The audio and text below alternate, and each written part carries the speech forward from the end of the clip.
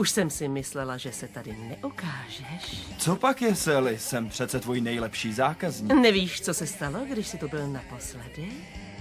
Má nejlepší holka kvůli tobě odešla. Hele, dal jsem jí prachy. Nechápu, proč to nezvládla. Krom toho mám nový zákazníky. Nový zákazník. No ne, jde jen Neil, ale děkujeme. Ceníme si toho. Sally? Tak mi je ukaž.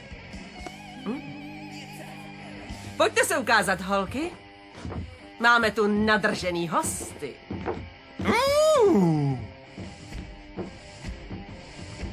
Větší.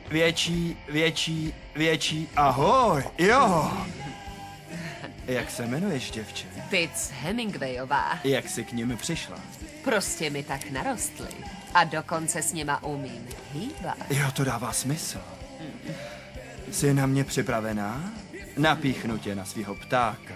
Pohraju si s mušličkou, bude to magický. Kurvy jsou na mě. Ne, Neile, děkuju, ale to je dobrý, ne. No tak, Roldy, já nevím jak ty, ale já bych si vzal tyhle dvě nádherný kočky. Ne, Kumare! Roldy, pojď se přidá.